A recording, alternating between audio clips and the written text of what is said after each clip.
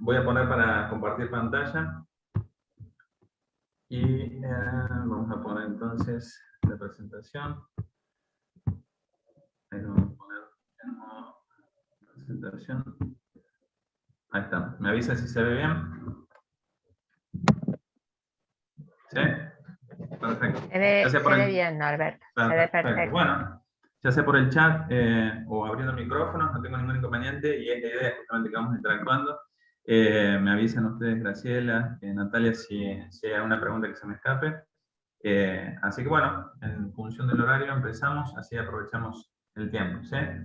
Bueno, muy buenas tardes a todos. Ahí les muestro la agenda bien nutrida. A mí me encantan los desafíos grandes. Bueno, este es un desafío asumido enorme, este temario, porque vamos a ver el abordaje inicial del paciente traumatizado, adulto. Ese primer reconocimiento y ese tratamiento inicial lo vamos a sintetizar. Obviamente, querer abordar en detalle todos estos temas no cumpliríamos objetivos, así que vamos a ser puntuales y sobre todo despertar en ustedes el interés para generar, digamos, próximas búsquedas y actualizaciones. Vamos a hablar algo de ahogamiento del paciente adulto también. En esto ya preparándonos, siempre hay que tener una fase de anticipación en lo que es temporada. Valoración del paciente adulto en shock. Y lo que es una integración de lo que es emergencias cardiovasculares, llama, CB, sobre todo en el contexto hay un apartado que vamos a hablar de lo que es las consideraciones en COVID. ¿Sí? Así que, bueno, sin más, arrancamos. Y bueno, en cuanto a objetivos, lo que no queremos justamente es que pasen en la compu, que nos quedemos dormidos. ¿Sí? Sí queremos esto, que aunque el objetivo sea enorme, como lo que lo vemos ahí en la imagen de la derecha, nosotros parados ahí tenemos una actitud, una buena actitud como para aprender, buscar y trasladarnos de ese punto A, donde está parada esa persona, hasta el punto B, que es la cima, que es cuando vamos a terminar, cuando terminamos la disertación. ¿Sí? En ese proceso, poder acompañarlos a través de los conceptos compartidos y sobre todo en elegir el camino de cómo llegar del punto A hasta el B, poder darle herramientas para que ustedes mismos justamente generen ese conocimiento y esa auto capacitación o actualización. ¿Sí? Muchas veces la información y más en estos tiempos nos tapa y yo recuerdo muchas veces comparando en la época de la facultad hubiese deseado tener toda la cantidad de archivos y cosas que tengo a disposición o que uno tiene en el teléfono mismo. Y muchas veces tanta información a veces pasa por alto, no se aprovecha, una sobreinformación. Entonces, bueno, la idea es poder ir fraccionando, buscando y sobre todo conociendo las herramientas para buscar. ¿Sí? Así que bueno, justamente en relación a eso, preguntarles cómo se actualizan ustedes, ir conociéndolos, si alguno quiere ir poniéndolo. Yo les puse algunas de las herramientas que uso yo para, que son pagas y no pagas, para poder actualizarme o mantenerme conectado. La opción de UpToDate es una opción excelente, paga, ¿sí? En dólares, pero realmente vale cada centavo de lo que uno. Aclaro, no hay conflicto de intereses, nadie me paga por esto, simplemente compartirles cómo hago con la medicación. Indico lo que sé que es bueno y tiene validez. Bueno, entonces esto a nivel mundial es una de las herramientas más utilizadas. El UpToDate, el TRIP para lo que es medicina en evidencia y obviamente PubMed como para búsqueda de información. En todos los, si ustedes escanean, se los conectan directamente con las páginas web. Quería justamente, antes de arrancar, darles herramientas para ver dónde poder buscar todo esto lo que he encontrado, si bien, como decía Graciela, ya les he pasado para que tengan a disposición un resumen en forma escrita de la clase de hoy, que es de donde tomé de mi suscripción de UpToDate, así que ahí saqué los materiales para poder compartírselos. ¿Sí? Bueno, avanzamos con tema 1, ¿sí? Ese abordaje inicial de trauma, situación que realmente muchas veces, sobre todo en las primeras horas de guardia o las primeras veces que uno toma guardias, es lo que por ahí más preocupa y realmente por la casuística. Ahora estamos viendo un montón de casos de trauma derivado justamente, bueno, colisiones vehiculares. Entonces, es importantísimo y como decía la vez pasada, sea o no la especialidad de cada uno, tener un manejo básico de lo que es el paciente traumatizado, porque muchos de ustedes podrán decir yo soy ORL o oftalmólogo, y realmente eso no me interesa, pero bueno, les puede pasar, como pasó este domingo pasado, el Día de la Madre volviendo, intervenir en un accidente vehicular, una colisión vehicular en autopista, y bueno, poder dar la ayuda y sobre todo cuidarse ustedes. Nosotros tenemos esa responsabilidad y bueno, poder contribuir a eso sería para mí un orgullo. Así que bueno, vamos viendo entonces lo que es el manejo inicial de trauma en adultos, saber que es una de las causas primeras de mortalidad a nivel mundial, lo que es trauma. Los problemas tenemos que aprender a ir resolviendo sobre la marcha, saber dónde mirar y ir resolviéndolo, sobre todo las intervenciones salvavidas o esas cosas críticas que vamos a ir detallando, que no se nos pueden pasar y no se nos van a pasar si actuamos en forma secuencial, sistemática y completa.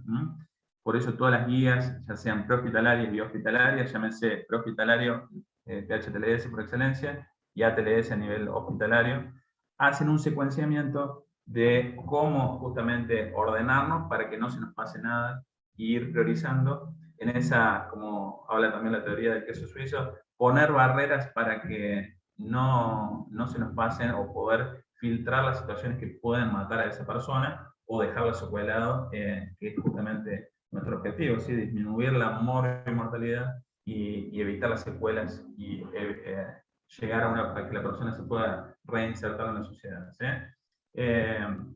Bueno, lo que es los estudios lo que dicen, esto de la obstrucción de vías respiratorias, principales causas. Entonces, ahí es donde hay que hacer foco en cuanto a la preparación, las destrezas, ¿sí?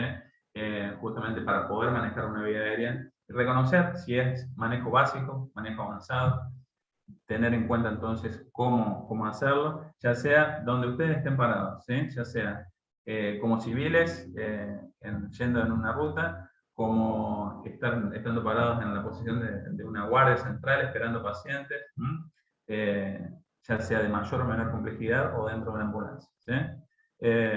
Bueno, justamente porque eso es una de las... Si no se maneja bien, el paciente queda secuelado, incluso puede morir. Lo mismo que la hemorragia, algo tan simple como la hemorragia, si uno no lo reconoce, es una de las causas de mortalidad, sobre todo prevenir. ¿Sí? Realmente ahí es donde hay que trabajar mucho, sobre todo la comunidad también, como le decía la vez pasada, con el manejo de control de hemorragia, por eso lo incluí en uno de los primeros temas, para poder tenerlo en cuenta, y nuestra participación en la comunidad ser activa para poder que la comunidad también tome acción y pueda participar. ¿Sí?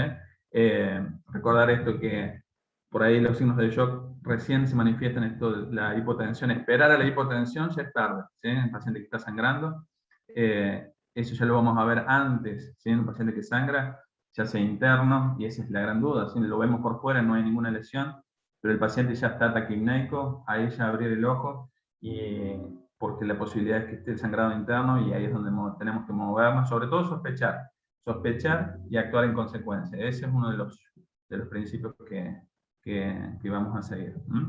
Bueno, en cuanto a lo que es lesiones, fíjense esto de determinar evitar el error, ¿sí? Fíjense la cantidad de lesiones, un 39% de pacientes con traumatismos, las lesiones entonces no se pasaron por alto, ¿sí?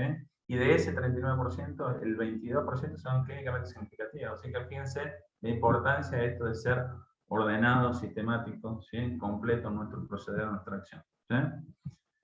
Fíjense, vamos a hablar, y esto sí tomado de la guía de PHTLS, los 13 principios dorados, ¿sí?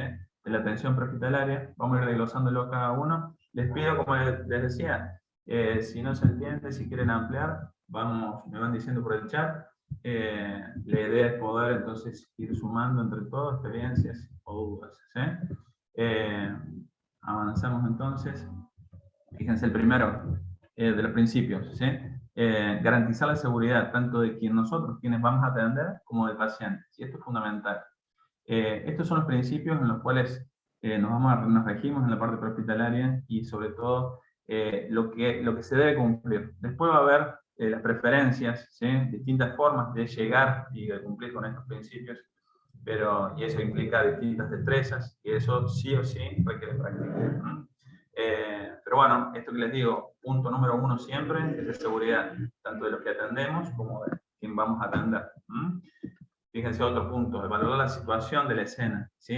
Esto que les decía con anterioridad en la clase pasada, hacer un paneo general, arriba, abajo, al costado, ¿sí?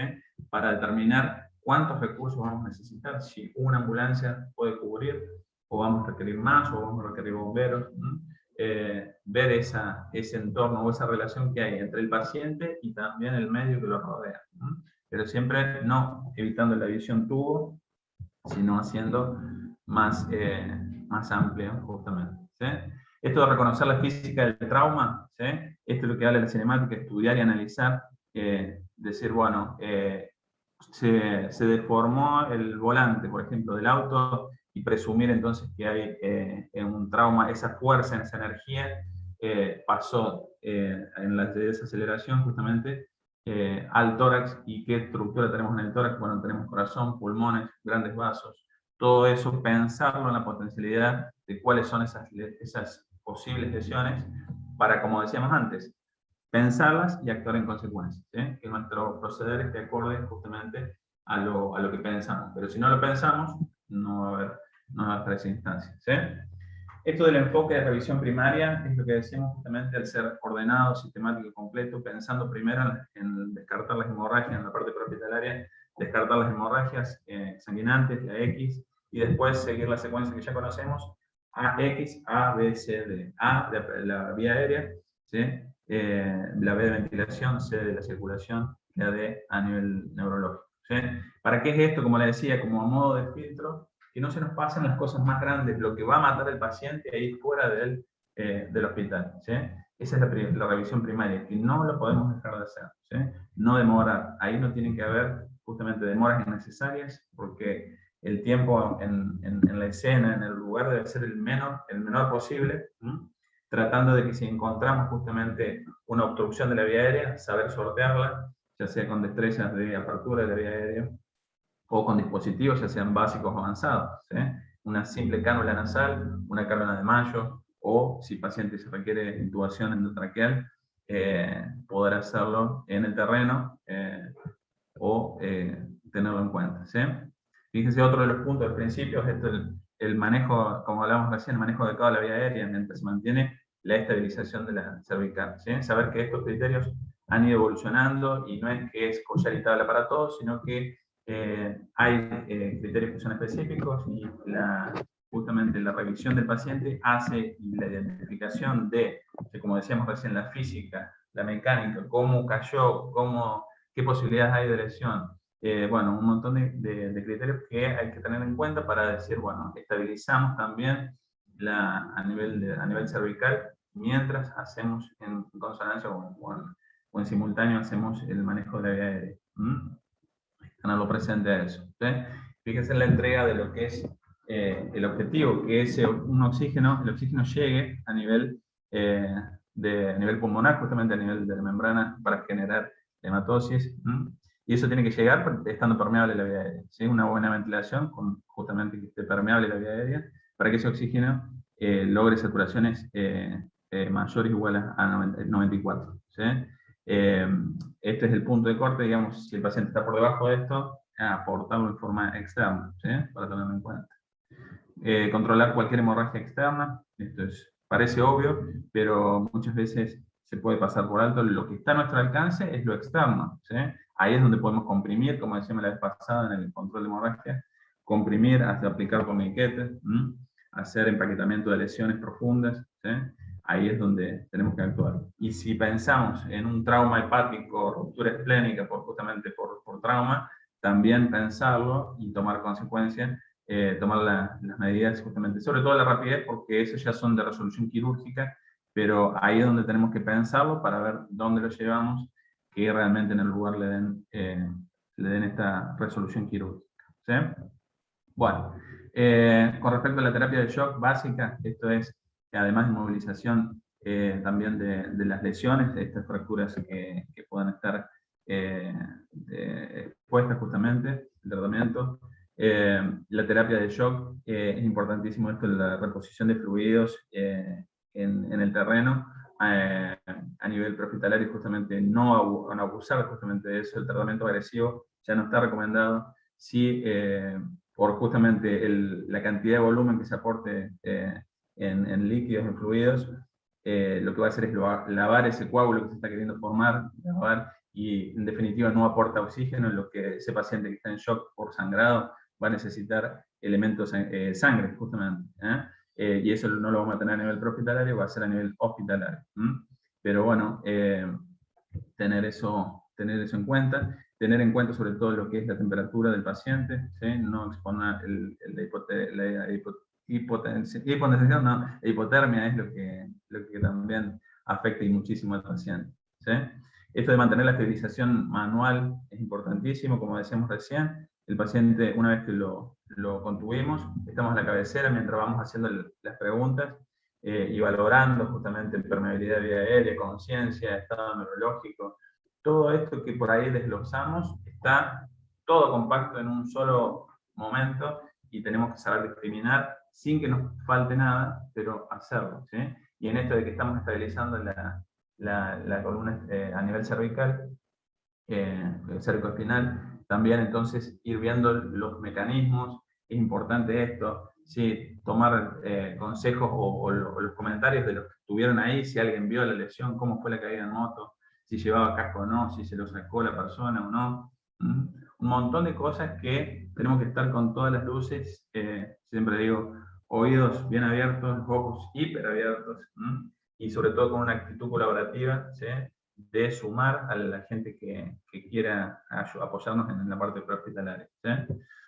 Fíjense, siguiendo entre los principios, digamos, lo que se tiene que cumplir en una atención prehospitalaria de trauma, en pacientes que tienen lesiones severas, ¿sí? Esto de transportar hacia la instalación adecuada. Esto que les decía yo, suponemos que por la energía recibida, las lesiones potenciales que pueda tener, este paciente va a requerir tratamiento quirúrgico. No perder tiempo en llevarlo en un dispensario, si pensamos que el paciente está en shock y por hemorragia, el paciente se estabiliza, digamos, en el móvil, se va dando preaviso, y eso es importante de poder interactuar con ustedes, ver situaciones que les pasen, ver los puntos de ligación, las distancias, si les quieren comentar, los hospitales de referencia que tienen, ¿no? Porque no siempre es primera elección venirse para Córdoba, ¿no?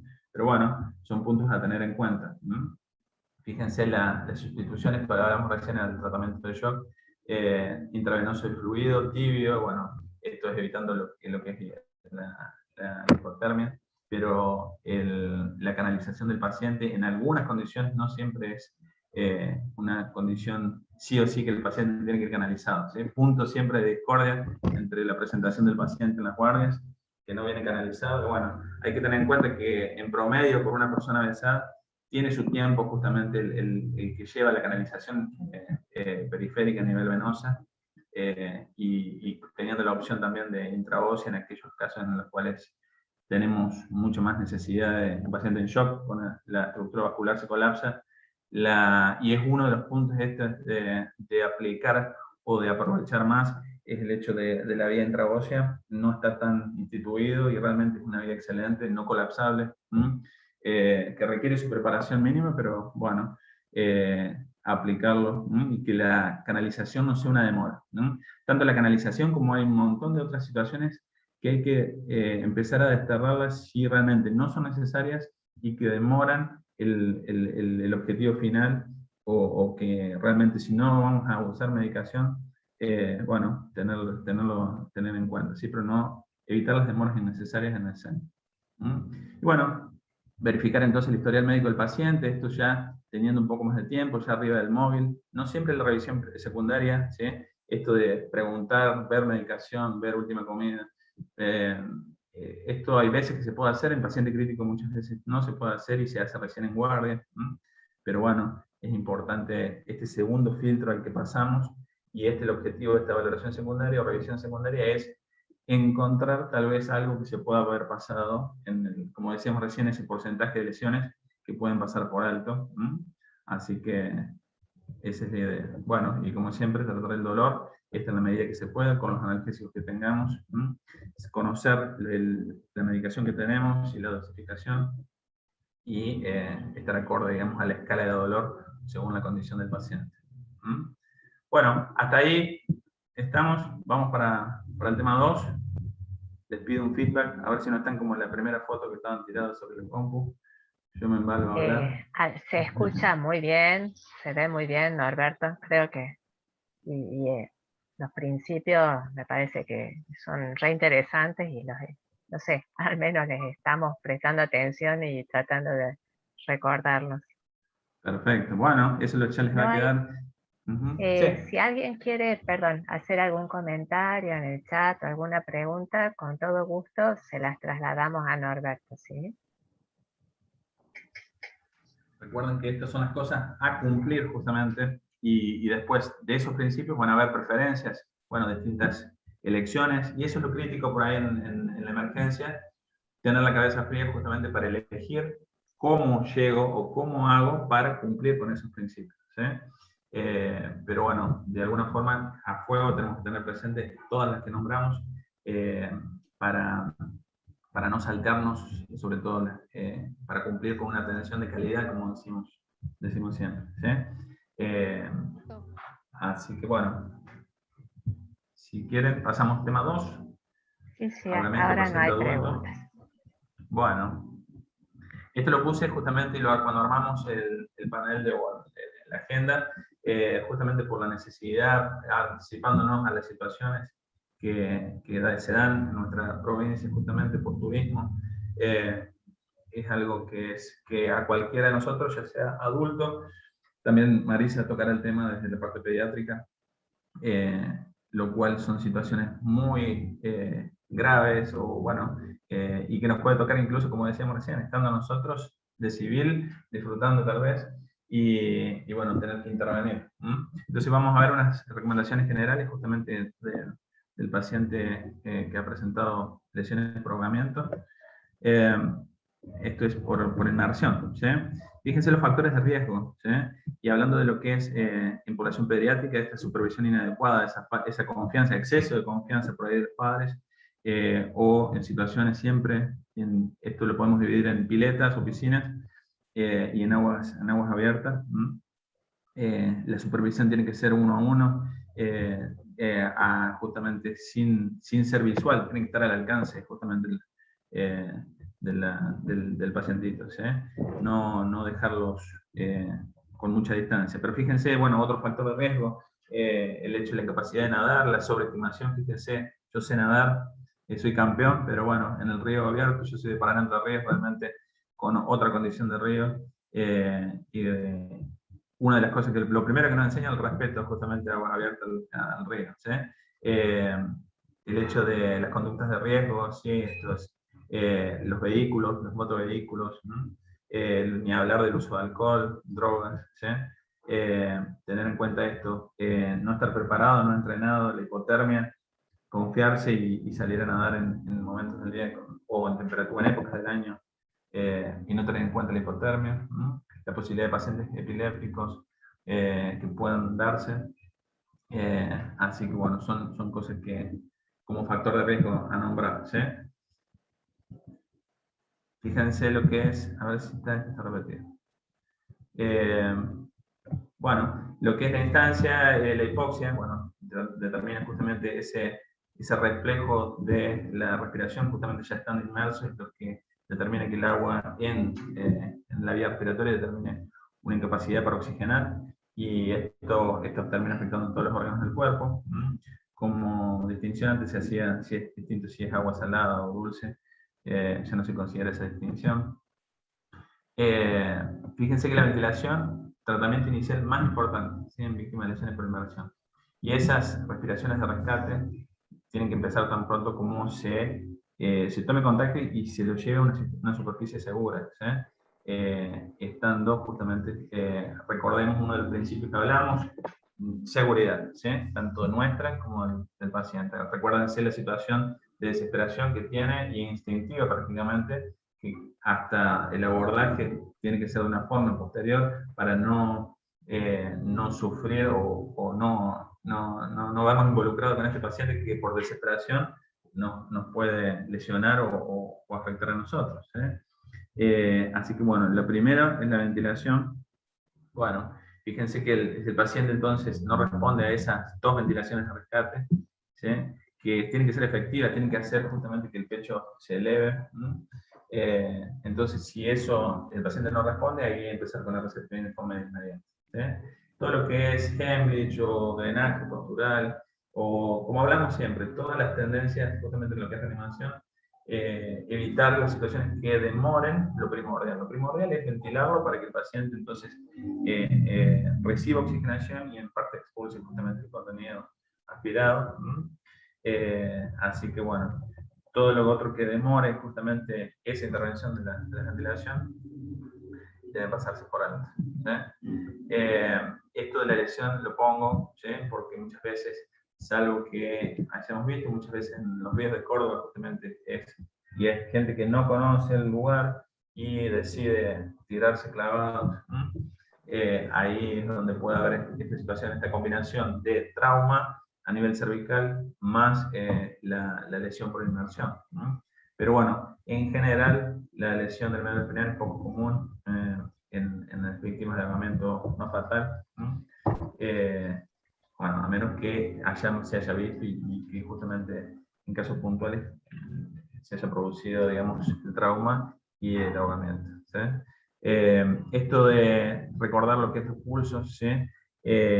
En cualquier personal sanitario y no en legos, el palpar pulsos más en alguien que está bradicardio, que está hipotenso, es difícil. ¿Sí? Tener en cuenta que es una persona que lleva bastante tiempo en el agua fría, justamente va a haber ese cuadro de hipotensión, y chequearlo bien. En este caso sí, chequearlo, tomar el tiempo para ver justamente si antes de empezar las compresiones, tener ese parámetro o ese punto de control. ¿Sí? Recordar que en cierta forma los paros cardíacos derivados de justamente la hipoxia que genera la inmersión, tiene cierto grado de neuroprotección, o justamente se reanima un poco más incluso por el hecho de esto de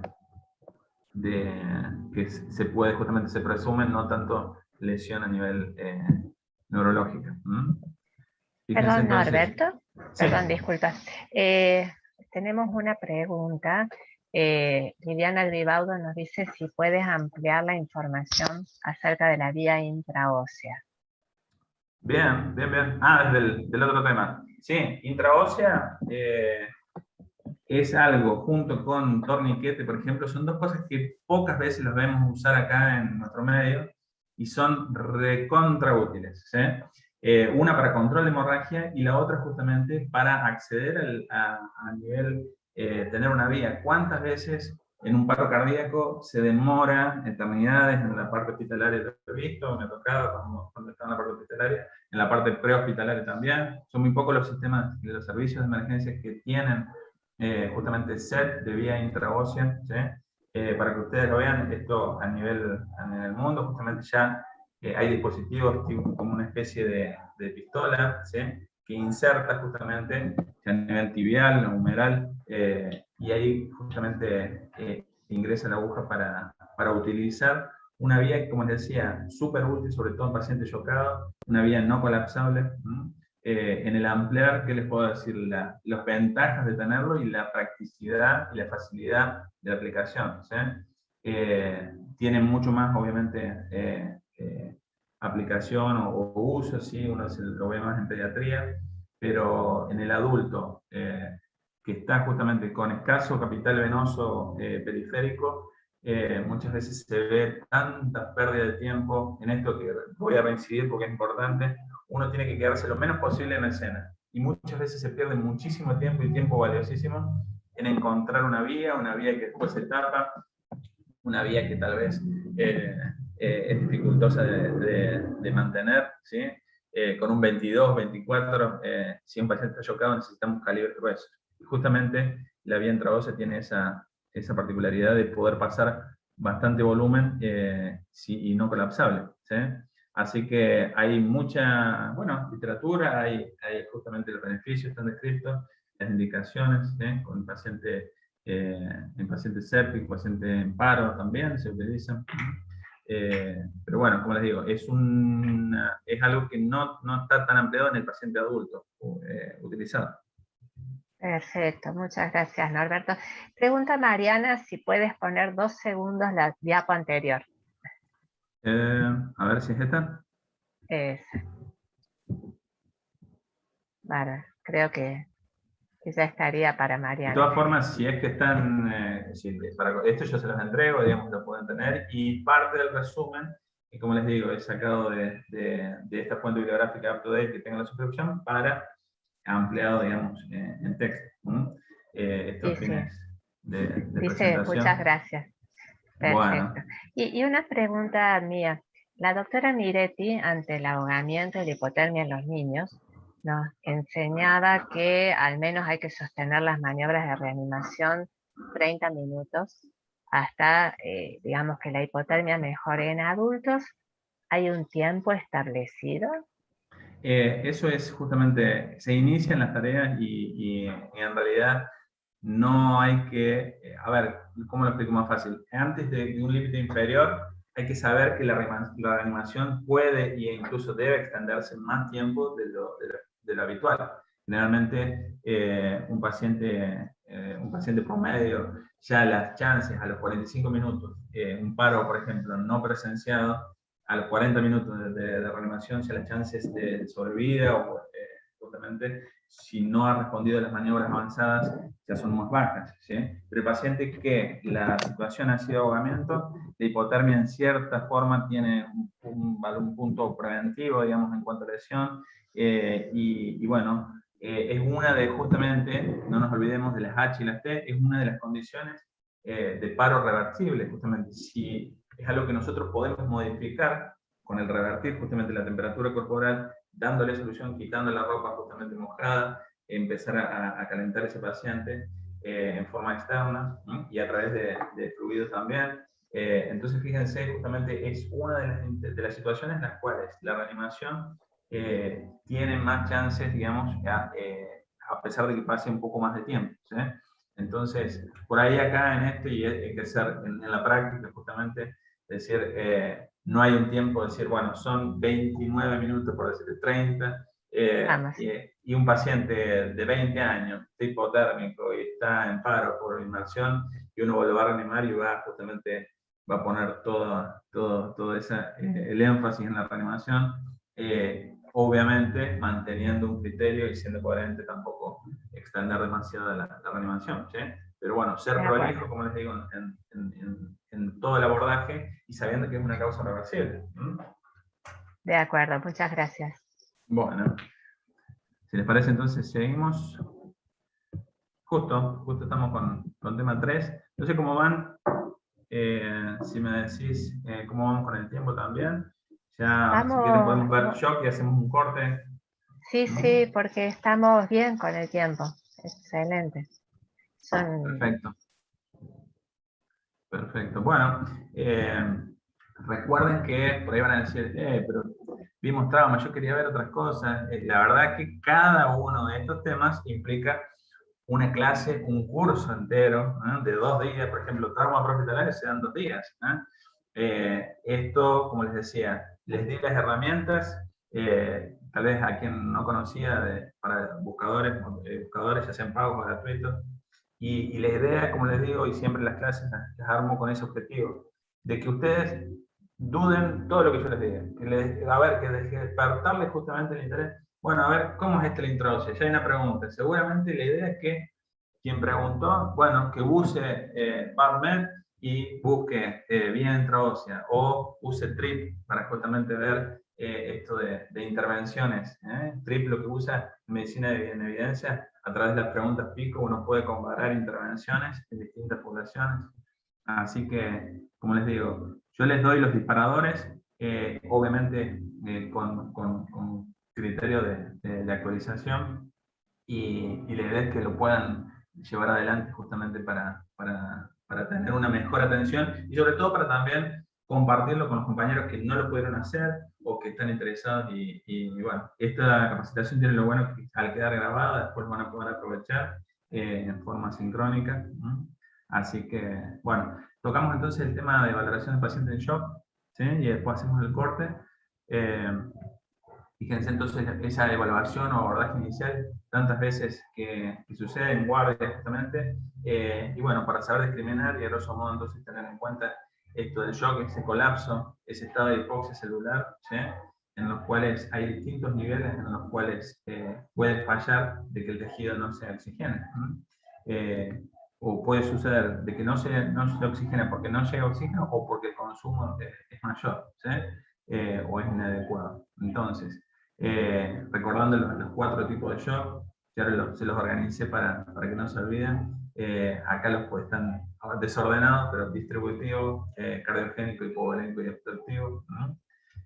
También una entidad esto de shock indiferenciado, en una situación inicial en la cual tenemos que actuar, no sabemos bien qué puede hacer o puede haber superposición de cosas, de situaciones, pero sabemos que el paciente está chocado, y tenemos que rápidamente identificar causas, ¿sí? Sobre todo por frecuencia, y ahí va la habilidad justamente en el preguntar, ver, ser, como digo siempre, un detective rápido, ¿sí? En poco tiempo sacar las pistas necesarias para poder intervenir o poder hacer un diferencial rápido. Eso es lo que tenemos tanto en la parte prehospitalaria como hospitalaria en guardia, que resolver justamente para dar una mejor atención al paciente, ¿sí? Y fíjense cómo lo armamos, ese shock, ¿sí? Para que no se olviden. El primero el séptico, la S, el H del hipovolémico, que ahí corresponde si es hemorrágico o no hemorrágico. El obstructivo, ¿sí? Ya sea por un TEPA a nivel pulmonar, a nivel cardiogénico, problemas justamente de insuficiencia, o justamente a nivel estructural, o que el kinético, ya sea más endocrino, o distributivo en el caso de neurogénico, ¿sí?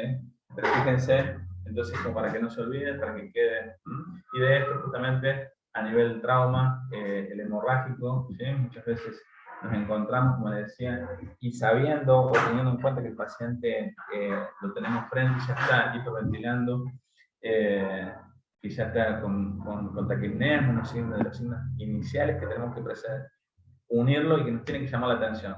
Este paciente se cayó del techo y ahora está nervioso, dicen, y por eso está respirando rápido. No, pensar que si se cayó del techo y cayó sobre una mesa, puede haber una ruptura esplénica, ¿no? Palparle ese abdomen, justamente actuar en consecuencia para decir si puede haber irritación o una ruptura hepática, ¿no? ¿Por qué? Porque ese paciente nosotros no vamos a poder hacer mucho a nivel prehospitalario, tenemos que pensarlo y actuar en consecuencia. Y cuando lo llevemos, sobre todo presentarlo, recuérdense que quien está a nivel prehospitalario tiene la posibilidad de ver y fotografiar o filmar con sus ojos lo que el que está en la guardia no, ¿sí? Entonces, si podemos tener esa utilidad y saber capitalizarla, de recopilar esa información y transmitirla en forma correcta a quien recibe en guardia, entonces ya direccionamos y estamos haciendo esa cadena, que es lo que queremos lograr, como decía la vez pasada, reforzar esa cadena entre lo prehospitalario y lo hospitalario para que el resultado final sea un paciente que reciba la mejor atención en el menor tiempo posible y en el lugar correcto. Entonces, bueno, vamos a hablar sobre todo los más frecuentes de tipos de shock, pero quería justamente tocarlo en cuanto a reconocimiento. Fíjense, a quién vamos a tener un paciente en shock, un paciente que lo encontramos justamente hipotenso, oligúrico, ese es uno de los factores comunes también, el estado anormal, y ya vamos a hablar de una herramienta justamente que es útil a nivel de uso rápido, para valorar esto, la taquipnea, esa forma de compensar, ¿sí? En ese paciente, y lo vuelvo a repetir para que quede bien grabado, ese paciente que está sangrando pierde glóbulos rojos. Un glóbulo rojo que se pierde realmente es de alto impacto, justamente imagínense si tiene un sangrado que es masivo interno, en poco tiempo se puede compensar, ¿sí? Recordamos que ese paciente no hay que pasarle volúmenes 2-3 litros fisiológicos, porque ahí estamos lavando justamente y no aportamos oxígeno, estamos manteniendo un intravascular, pero que no contiene glóbulos rojos, ¿sí? Y no estamos pudiendo detener el sangrado. Entonces, ¿qué vamos a hacer en el prehospitalario? No mucho más.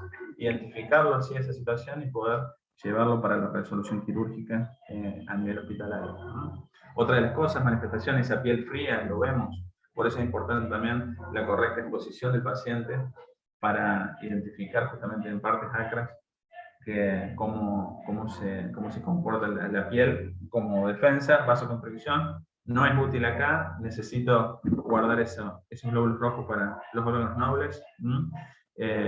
Bueno, ya acidosis metabólica obviamente no a nivel prehospitalario, sí a nivel hospitalario lo podemos tener, ¿sí? Sobre todo el ácido láctico.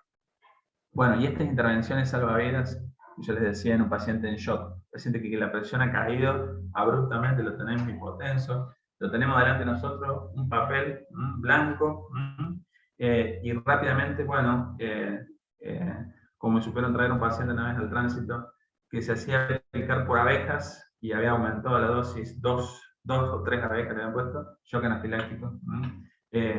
La pregunta al acompañante fue clave, entonces a partir de ahí tomar la decisión, anafilaxia y iniciar el tratamiento. Pericardiocentesis, pensando en lo que está para pericárdico, esto en situaciones de trauma. Fíjense que esto ya en situación prehospitalaria más hospitalario, no es común que andamos haciendo pericardiocentesis a nivel prehospitalario.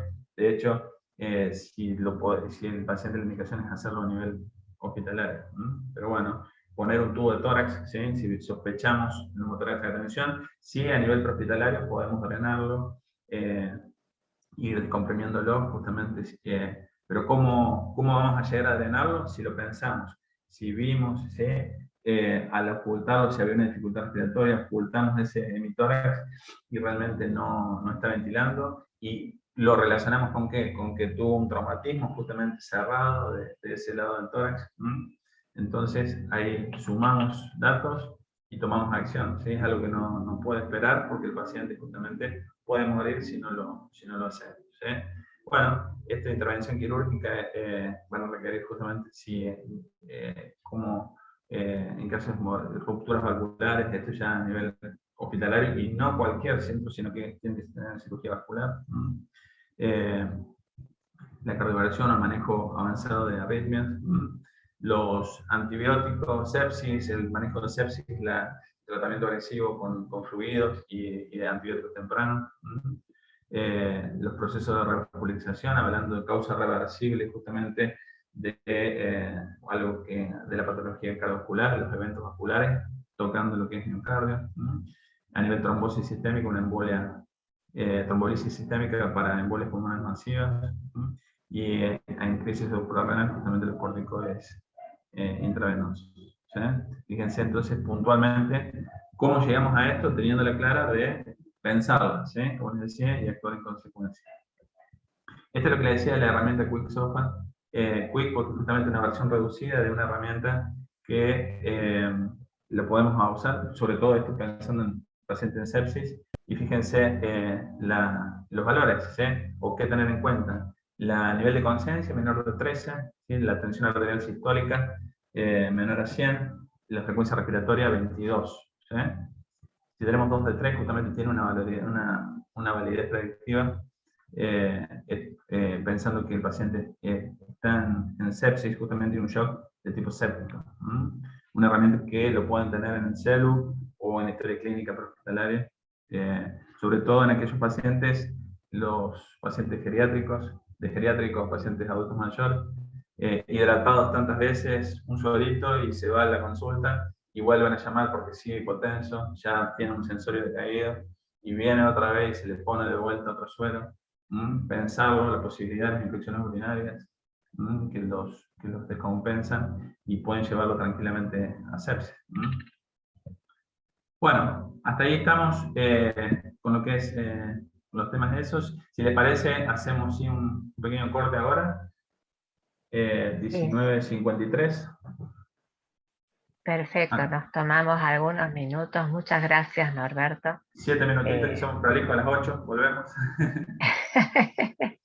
Calentamos el agua para el mate. Fíjense, exacto, un café. Fíjense los temas que vienen, vienen temas densos. Intensos, así que 3, 4 de la mañana vamos a estar terminando. Nada más. Sí, sí.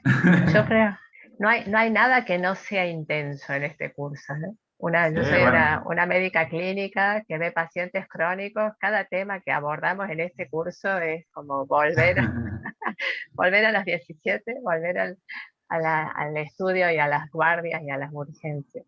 Sin duda, sin duda. Les pido, por favor, ahora sí, a todos los asistentes que pongan en el chat sus datos, ¿sí?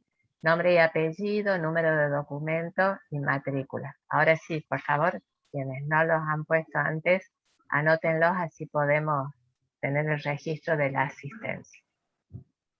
Y seguimos leyendo preguntas, comentarios, así que están abiertos a que podamos trasladarle al doctor Méndez sus comentarios.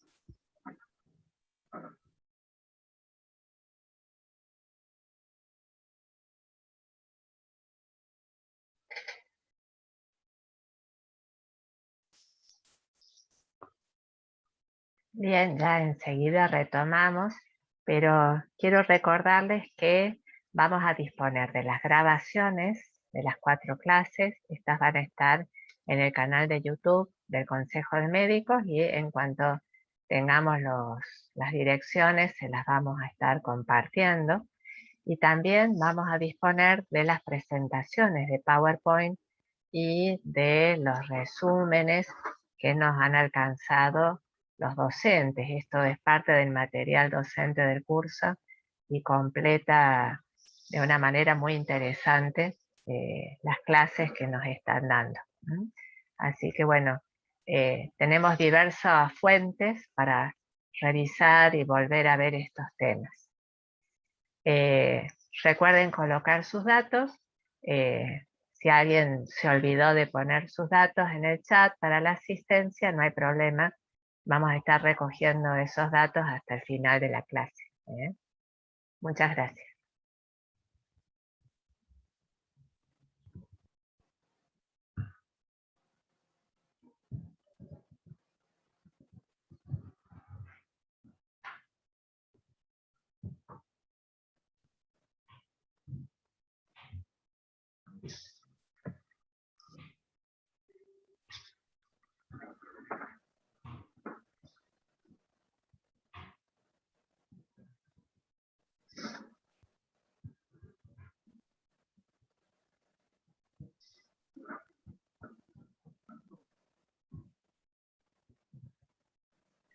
Bueno, doctor Méndez, si ya está con el mate listo. Sí, sí, entrerriano, así que nunca falta el mate. Bueno, como chequeamos siempre si se han vuelto los asistentes, les pido que pongan el número 7 en el chat, entonces vamos viendo que están volviendo y que están activos. Ah, esa no la conocía. Claro, pones un código así bueno. y de esa forma entonces uno sabe que, ahí está, ¿ves? Ya aparecen 7, Paula, bueno. Clara, Silvia, Sí. Mariana, Alejandro, Laura. Bien. Está buena esa la técnica del 7. Claro, en realidad es un número al azar, cuando decimos 7. Pero bueno, ya ahí vemos, Laura Lucchesi, Mariela, Alejandro Córdoba. Bueno, espero que le esté sirviendo todo lo que estoy nombrando, que le esté sirviendo todo lo que estamos viendo. De más está decir, Bea, se suma ahí. Bueno, la idea es poder transmitir, Nadia Espina, transmitirle lo que uno va juntando con el tiempo, lo que uno hubiese querido tener al principio. Uno de los objetivos justamente que me planteé a nivel profesional y académico también, es eso, ¿sí? Poder intervenir en forma positiva con colegas de la comunidad a través de la capacitación, iniciando justamente así, iniciamos con la especialidad de medicina prehospitalaria también hace poco creada, hace recién pocos años, así que bueno, transmitirles y serles de utilidad, ¿sí? Bueno, ya están todos los 7, eso quiere decir que están ya ahí, guapé, como decimos en la ambulancia. Avanzamos entonces con estos temas que quedan, que son enormes, pero bueno, vamos a hacerlo, como les dije, repetimos la misma fórmula, les doy la caña y les enseño a pescar y bueno, y ahí después ampliamos, pero obviamente vamos a ver los puntos de actualización. No querer abordar todos estos temas en detalle sería, como decíamos, implicar como 8 o 10 horas más, lo cual nos escaparía de los objetivos de la clase, ¿sí? Pero bueno, avanzamos entonces, tocamos pantalla acá para que me respondan los comandos. Bueno, con este tema, dolor de pecho tan frecuente, ¿sí? Y tan problemático muchas veces, siempre, no es lo mismo un dolor de pecho tomando la guardia a las 8 de la mañana, que nos agarre a las 7:30 terminando una guardia, ya teniendo otro trabajo que entrar, teniendo que definir ese diagnóstico diferencial que nos agarra cansado después de 2 o 3 accidentes tal vez, y ese diferencial justamente que tenemos que ver todas las características de dolor, como sabemos diferenciar entre típico, atípico, no quiero ahondar en detalles que ya prácticamente muchos ya lo deben manejar, pero bueno, sí, no olvidarnos que ese diagnóstico diferencial tiene que estar, como les digo, hasta en las peores situaciones que estamos cansados, estamos con un montón de una mala guardia, y bueno, no tenemos que dejar de pensar justamente para actuar en consecuencia, ¿sí? Esto de que ese dolor, ¿por qué viene? ¿Es una embolia de tórax, es una embolia pulmonar? ¿Sí? ¿Es una disección aórtica? ¿Vemos muchas disecciones aórticas en guardia? No, pero si la pensamos, si sabemos que tiene antecedentes, si el paciente es hipertenso, si se tenía, bueno, ver las características del dolor, semiografiar, no olvidarnos eso, ¿sí? Lo importantísimo que es la semiografía rápida, pero eficaz, que tenemos que hacer. Estamos haciendo medicina y ¿por qué hago esta aclaración? Muchas veces, incluso ahora en pandemia, todo es COVID, ¿sí? Dejamos de pensar en otras cosas, no pasarnos para ese punto. Seguimos haciendo la misma medicina que hacemos siempre, sumamos un poco más de EPP y bueno, y sobre todo a través de lo poco que nos vean la cara también transmitir lo humano, ¿sí? Bueno, esto de médico de urgencias tiene de entrada justamente plantear el diagnóstico diferencial con las patologías que puedan justamente ser mortales. Fíjense, en el síndrome, hablando del síndrome coronario agudo, ¿sí? Diagnóstico principal, esas evaluaciones iniciales o lo que tenemos que hacer, ¿sí? Para salvar la vida. Creo que tenemos que tener en esa fase inicial, entonces tener en cuenta entonces la evaluación de vía respiratoria, ¿sí? Ese ABC que no lo dejamos nunca de hacer, ver ese historial o esas preguntas que hacemos al paciente o a familiares, recuperar también la medicación que tenga el paciente en la casa, eso ya nos habla si el paciente no puede interactuar, no dejar de hacer el electro de derivaciones, interpretarlo en el prehospitalario con las dificultades que tiene, hacerlo, la demora que en el tiempo, pero es si el cuadro nos convocan por un dolor de pecho, no dejarlo pasar por más que el paciente tenga siempre la típica diferencia o punto de conflicto del paciente con gastritis o antecedente de gastritis, también hipertenso, fumador, y bueno, ¿qué es? No minimizar el cuadro y tratar como gastritis, sino que sí o sí hacer el electrocardiograma de dosis, interpretarlo, sobre todo para ver justamente si hay alteraciones isquémicas, o hacer esa comparación, siempre pedir al familiar si hay un electro previo, tener ese punto para chequear justamente, son alteraciones, ese bloqueo es nuevo, viejo, muchas veces el paciente y lo recuerda, no, yo tengo algo, dice, tengo algo, un bloqueo, bueno, también tener en cuenta la isquemia justamente como punto de causa de esos bloqueos de rango. Bueno, el equipo, importantísimo, llevado a la cabecera del paciente, donde estemos. Muchas veces, y fíjense en la parte prehospitalaria, tener esa precaución. Acá nos pasa en Torres Gama, piso 12, por ejemplo, y un dolor de pecho. Ya ir preparados para, ¿sí? Si podemos hacer, incluso ahora tenemos la posibilidad de ir comunicándonos con el paciente, ir interrogando, pero tener todo a disposición y bajar cuesta a veces, pero llevar y tener toda a disposición, porque si no es tiempo perdido. Y volvemos a lo mismo. Estamos ante patologías tiempo dependientes, en las cuales si manejamos correctamente el tiempo, damos un beneficio para la sobrevida y el pronóstico del paciente, ¿sí? Entonces, tener todos los equipos de reanimación, si pensamos en un paciente de alto riesgo o con características típicas de dolor, el hecho de estar conectado a monitor, es importante. El oxígeno, según sea necesario, en este punto recuperamos el punto que decíamos antes también en trauma. Si el paciente satura en 97, 98, no incluirlo en oxígeno. Sabemos de los efectos deleterios, incluso el hecho de la hiperoxia, ¿no? Paciente que no lo requiere, que está ventilando, que está con saturación, una buena saturación, no aportar en forma externa, ¿no? Pero sí medirlo con oxímetro, si lo tenemos, ¿sí? Y si no, miramos nariz, orejas, los dedos, no olvidarnos de la semiología justamente, y en una misma, justamente una rápida mirada, tenemos ese oxímetro tan barato y tan útil, y no ponernos, no que se arme el lío de que el oxímetro no tiene pila. Tenemos ojos, somos médicos, y no nos olvidemos de la esencia, por más que los aparatos ayudan, pero bueno, eso es lo que hay que mantener, ¿no? El acceso intravenoso, fíjense, bueno, ya hablando de análisis, sí. No, Alberto, disculpa. Hay justamente una pregunta respecto al acceso intravenoso. La pregunta es, en la administración de fármacos, ¿se incluye la vía subcutánea cuando todavía la accesibilidad de vía central o periférica o intraósea no se ha establecido? No. Estamos ante un cuadro, y nos pongamos en situación, un paciente con justamente dolor de pecho, un paciente que en cualquier momento puede tornarse inestable desde lo hemodinámico.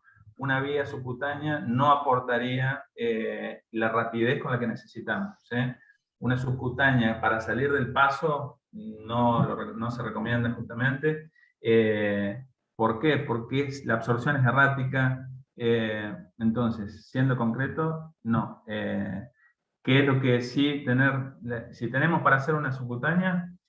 Con un 14, hacer una intraósea, aprender a hacer una intraósea, tener un set de intraósea, vuelvo a alentar justamente esos casos complicados que tantas veces lo tenemos, un paciente obeso, ni hablar de los pacientes oncológicos, que tantas veces puedan tener síndromes coronarios por los pacientes que han recibido radiación, ya no tanto la nueva radiación porque ya es más selectiva, pero cuántas veces los vemos, pacientes que no tienen capital venoso periférico y que no se puede estar luchando con, y realmente una vía subcutánea no aportaría la rapidez con la que necesitamos. ¿Qué podremos necesitar? Volumen o en el caso de fármacos antiarrítmicos, ¿sí?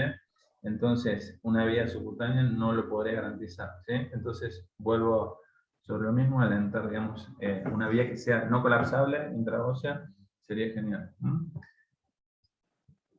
Seguimos entonces, obviamente, Sí. si les parece, vayan surgiendo, me encanta esto que vaya surgiendo, vamos sobre la marcha, vamos viendo las cosas. Esto del acceso intravenoso, aprovechar justamente, bueno, a nivel hospitalario ya tomar muestras, ya aprovechar para sacar, punto a considerar, cuántas veces en una guardia se ve, y más en una situación de reanimación, que se detenga la reanimación para que quien de bioquímica que venga del laboratorio a sacar sangre, es algo inaceptable, ¿sí? Dejen de reanimar porque, a ver, no encuentra, no saca, no. Prioridad es la compresión si estamos en situación de paro. Sacar sangre, bueno, tendrá que sacar donde sea, pero la utilidad también, bueno, siempre, los métodos complementarios, estamos sacando sangre, pensando en qué, ¿sí? ¿Cómo va a cambiar nuestro proceder o cómo va a influenciar? Bueno, si es para una glucemia, sí, la hipoglucemia es una de las causas revertibles que podemos llegar a modificar, la hipoxemia, pero ya lo tenemos delante. Entonces, priorizar las intervenciones, o sobre todo, o diciéndolo distinto, no darle valor a situaciones que pueden demorar y entorpecer justamente situaciones críticas o que tenemos que hacer. El hecho de la aspirina masticada, fíjense, las presentaciones, nosotros usamos 300 miligramos masticados, los nitratos administrados, para eso necesitamos endovenosos, no tenemos formulaciones en spray acá en nuestra región, pero bueno, también lo utilizan en Estados Unidos. Saber las contraindicaciones, ¿sí?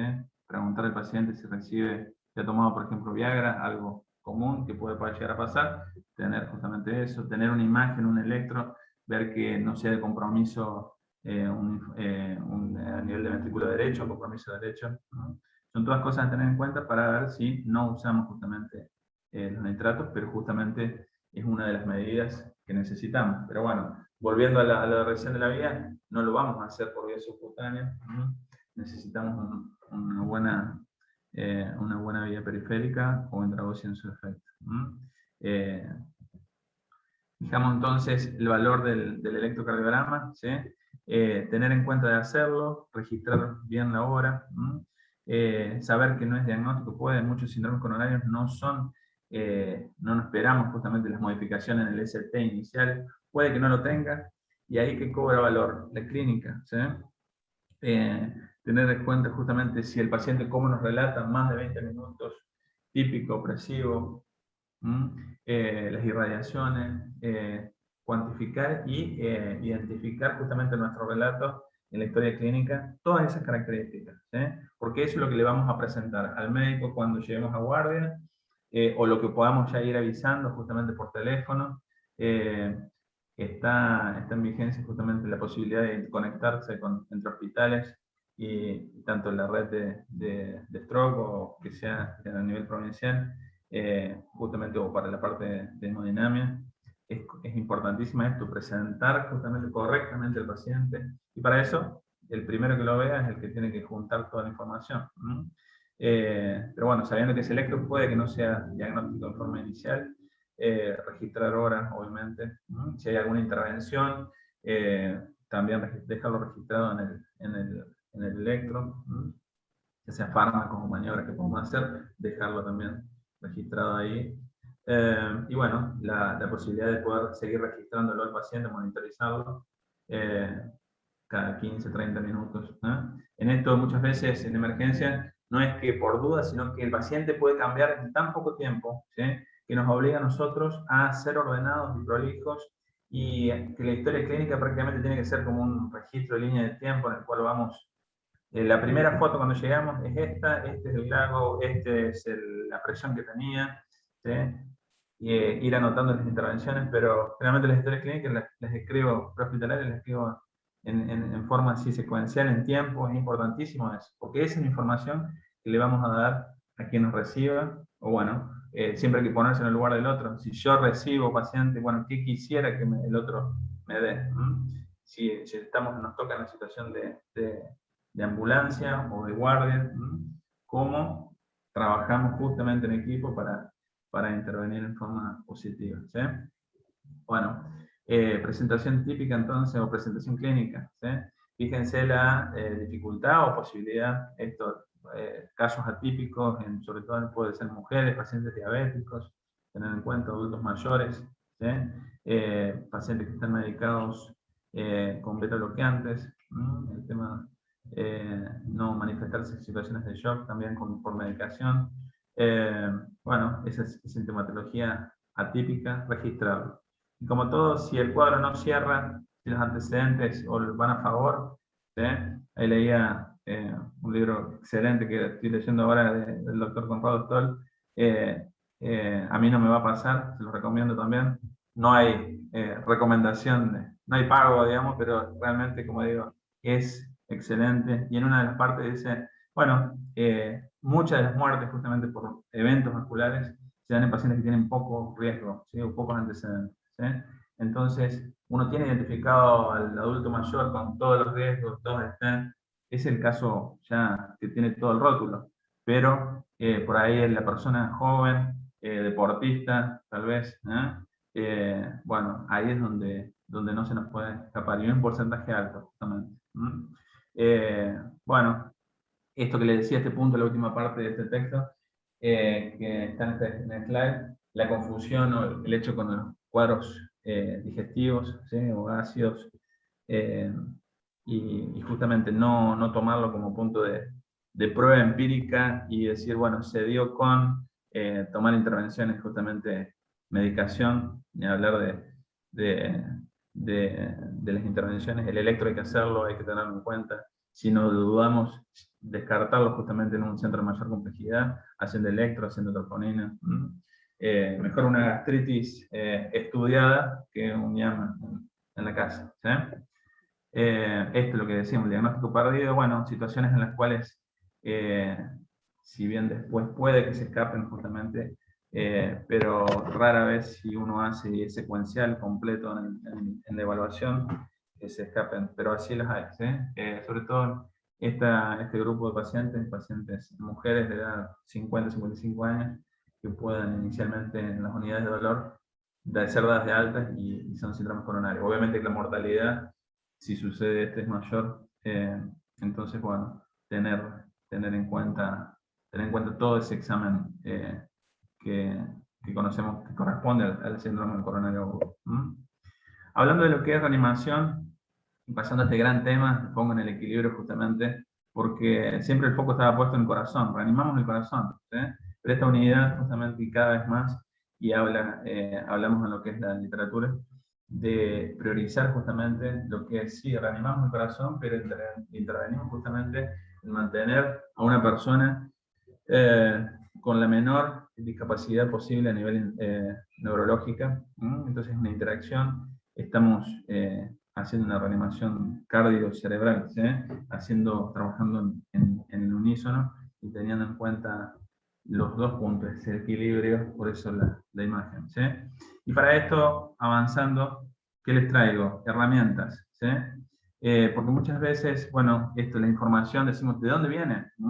Y saber justamente y les pongo justamente el website, ILCOR justamente, para que ustedes lo puedan acceder, que se puedan suscribir, que vean justamente todas las guías. De acá es donde surge justamente todas la información chequeada, los datos provenientes de estudios científicos que están justamente revisados para ser después desglosada o bajada a protocolos, y el más conocido de ellos es el ACLS, del American Heart. Pero fíjense, no sé si conocían justamente, esa es la idea. El que no lo conozca, que lo conozca, y el que ya lo conozca, reafirmar, y saber dónde buscar información.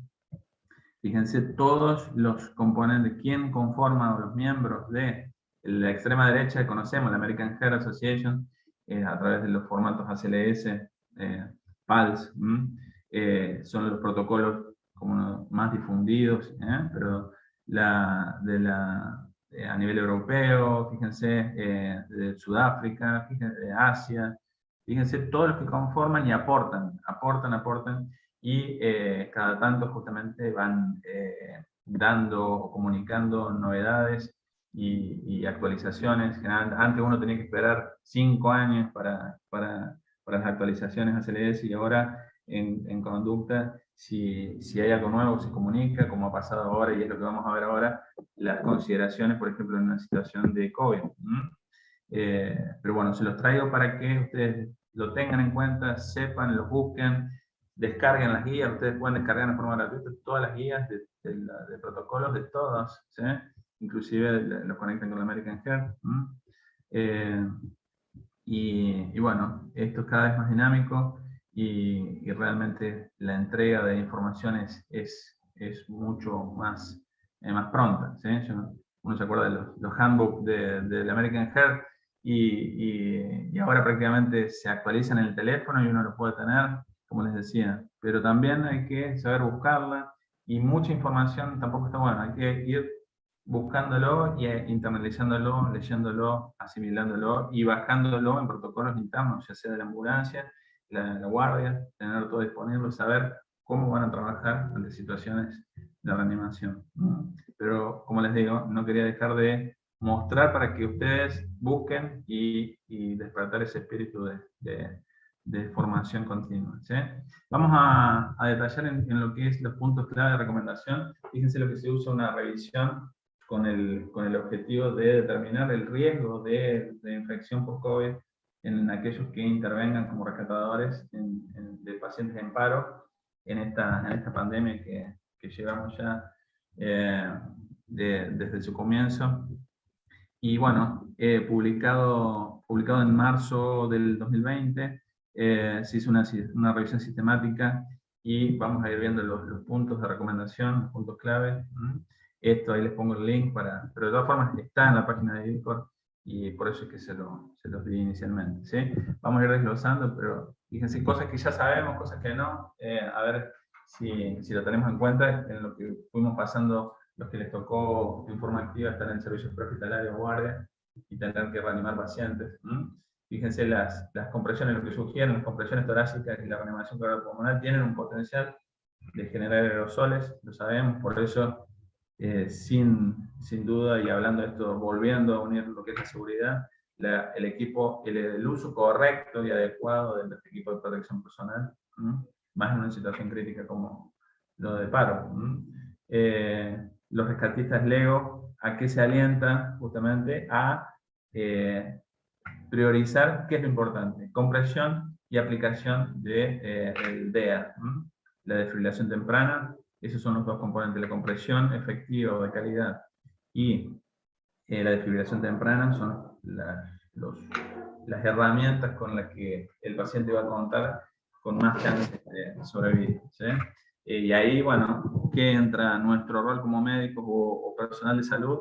Estamos capacitando a nivel comunidad en lo que es RCP, solo con manos, hay desfibriladores. Yo creo que, bueno, hay que reevaluar, si bien ahora estamos en una situación crítica, que la pandemia ha puesto en jaque el sistema de salud, pero como decíamos, la medicina sigue, los objetivos siguen, la gente sigue teniendo justamente paro, y fuera del hospital.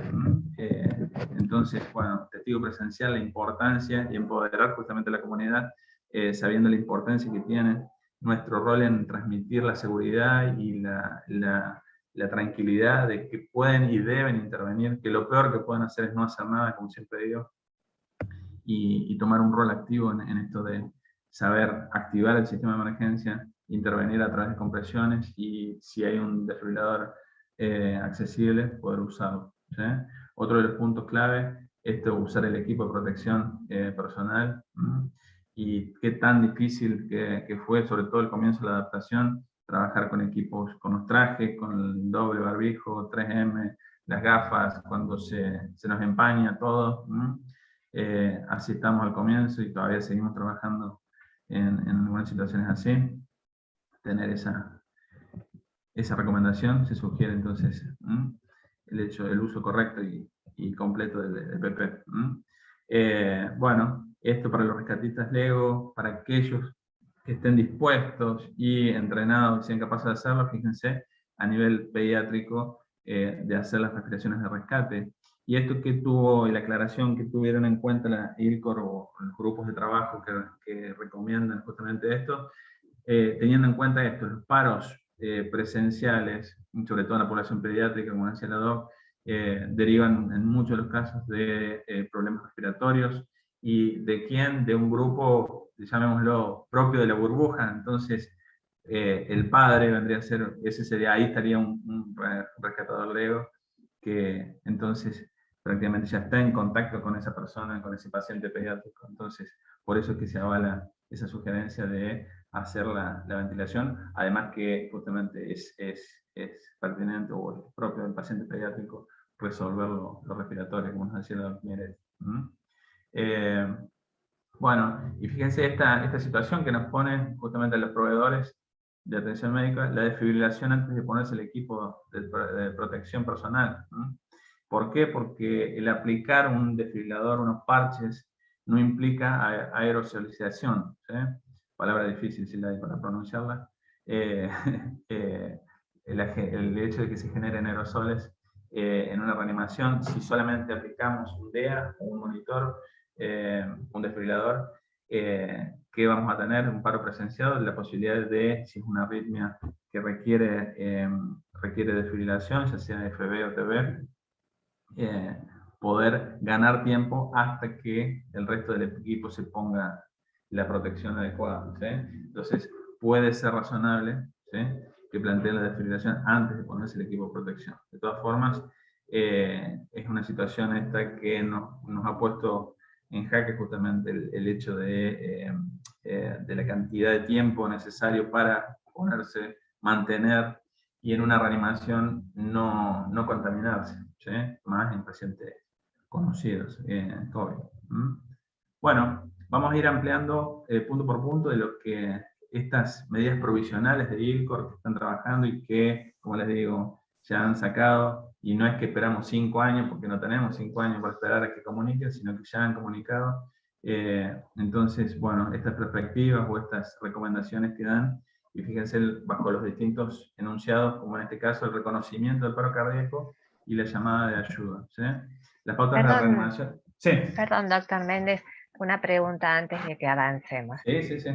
La pregunta es que la Sociedad Argentina de Cardiología recomienda en el síndrome coronario agudo con elevación del ST la administración de trombolíticos en el nivel prehospitalario. ¿Usted qué opina al respecto?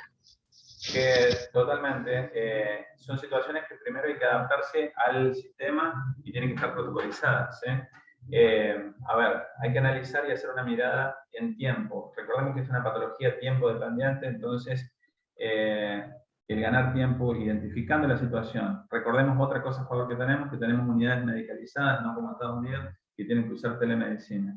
Ahí ya ganamos.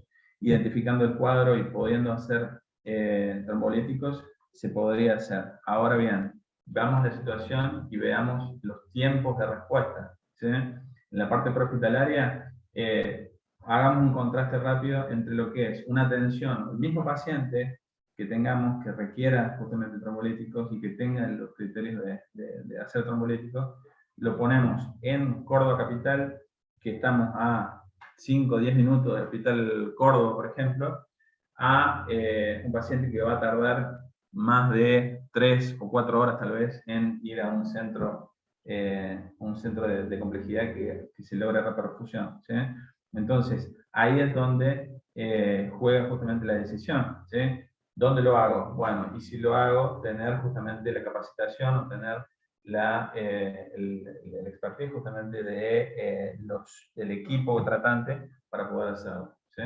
Entonces, hay muchos, si bien las recomendaciones y siempre los protocolos son ordenadores de ideas, no nos olvidemos y también hay que tener en cuenta en dónde nos encontramos, cuál es el beneficio de una intervención, ¿sí?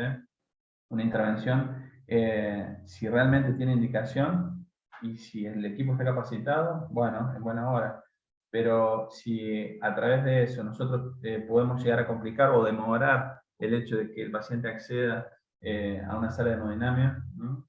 Entonces ahí es donde hay que, siguiendo el protocolo, analizar caso por caso, y eso es lo que tiene muchas veces la parte prehospitalaria, que tiene muchos matices o muchas cosas a tener en cuenta, y los sistemas por ahí tienen sus particularidades, ¿sí? Esto es unidades tal vez que están tripuladas por 2 personas en el interior, justamente en los lugares donde más se necesita un manejo avanzado sobre el móvil, tal vez tengan 2 personas, que sea el médico y que sea el chofer, que el chofer no es enfermero. Entonces, son realidades, estoy diciendo realidades que las he vivido porque he trabajado en el interior y son cosas a tener en cuenta. Entonces, largarse a hacer trombolítico si en las condiciones adecuadas, no soy partidario.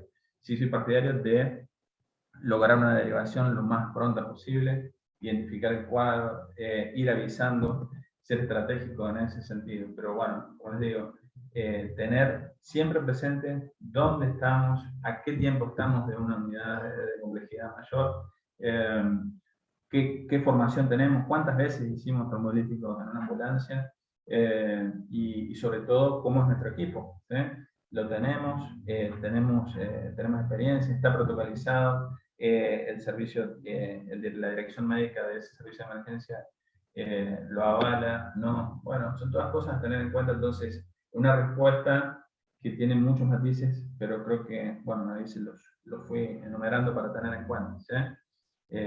La opinión va a ir de dónde nos encontramos y qué es, cuál es la situación. No sé si responde. Creo que sí, Norberto. Bueno, perfecto. Sí, Síndrome muchas coronario agudo gracias. veo también con elevación de ST. Bueno, justamente el hecho de indicación, pero como les digo, ¿dónde llevamos? ¿Qué tenemos cerca? Entonces, las indicaciones por ahí son, o las bibliografías son claras, pero tenemos que, y estos puntos de encuentro está bueno para saber identificar dónde estoy trabajando, si acerqué una guardia en un lugar que realmente se complica, ¿no? Se complica porque no hay recursos o los lugares de elevación son muy lejos, ¿no? Bueno, todo eso tener en cuenta por lo que la hagamos. Y toda intervención, sobre todo, tenerla presente, esta intervención le aporta al paciente, no lo pone en riesgo. Son un montón de cosas a tener en cuenta. Bueno, si les parece, avanzamos.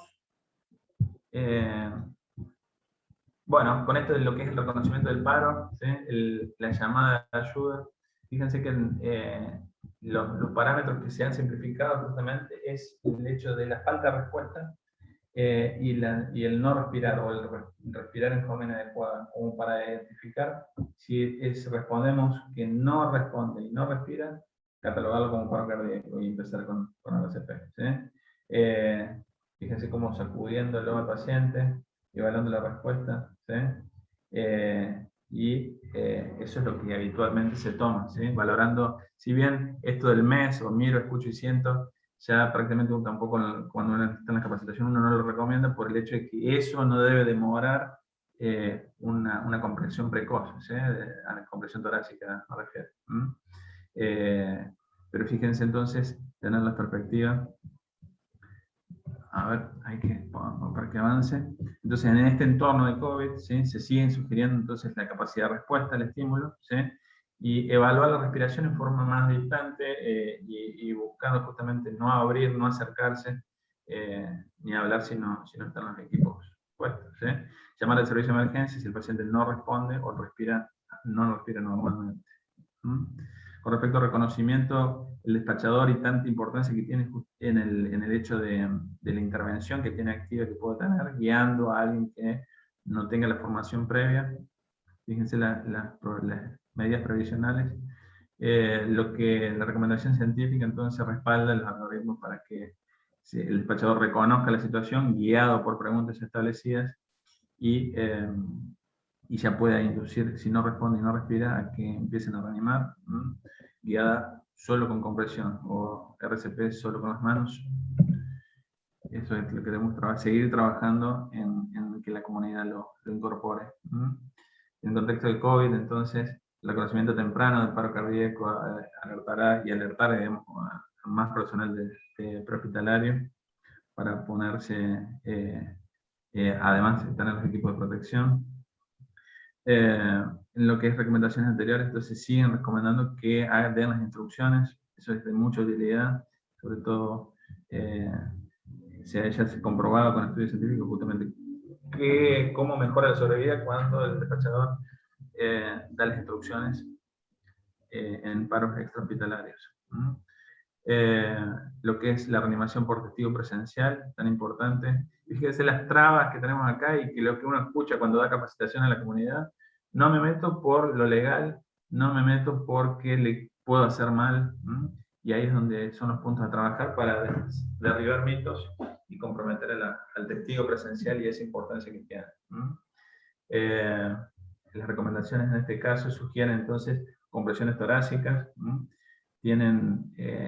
sugieren, digamos, que tienen el potencial de generar aerosoles, y la reanimación en conjunto, ¿sí? Tienen ese potencial.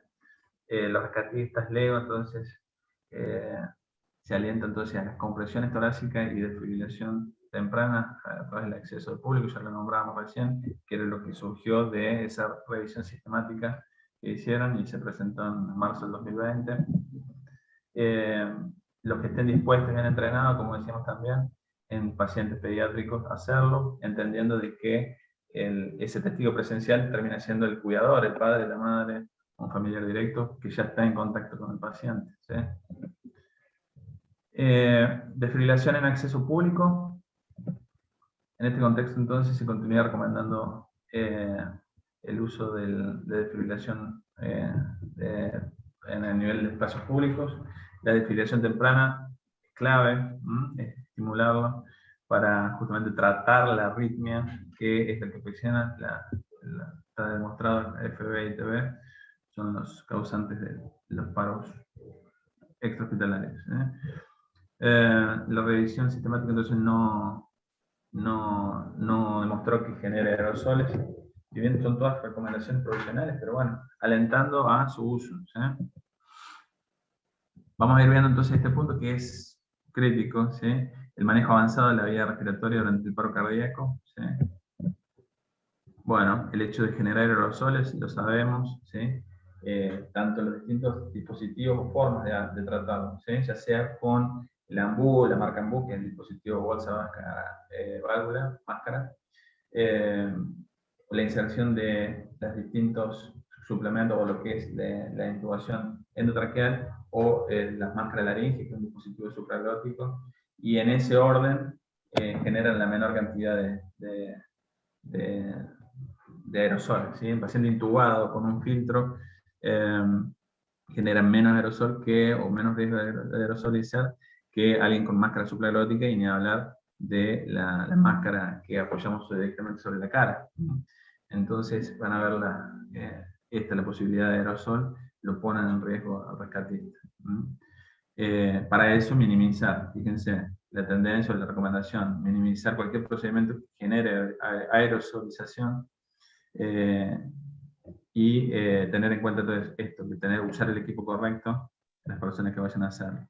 Minimizar la cantidad de rescatistas para abordar ese paro, lo cual es difícil. Ya trabajar de 2, de 3 es poco, minimizar parece una locura, pero bueno, en tanto y en cuanto se vayan sumando gente con los equipos, pero tratar de minimizar los equipos involucrados. El uso de filtros para interponer justamente entre la que es bolsa y la vía respiratoria, para minimizar el riesgo de propagación. Fíjense, tratar de, si hay que abordar la vía aérea en forma avanzada, que lo haga el que tenga más experiencia para minimizar el número de intentos. Y en eso también se han visto los box, la capacidad de aislar, pero bueno, de aislar en el proceder, las cajas de cristal para evitar contacto, pero bueno, acá entra, como les digo, que lo haga el que más experiencia tenga para evitar intentos fallidos. Bueno, promulgar esto, la video de la laringo, es difícil de tener acá en nuestro medio, pero esto que se sugiere para mantener una distancia con el paciente.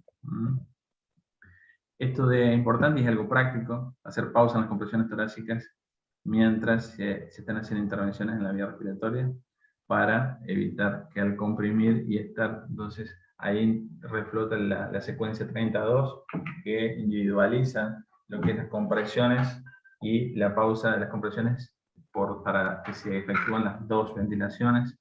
Entonces, de esa forma, disminuir el grado de aerosol en esa reanimación.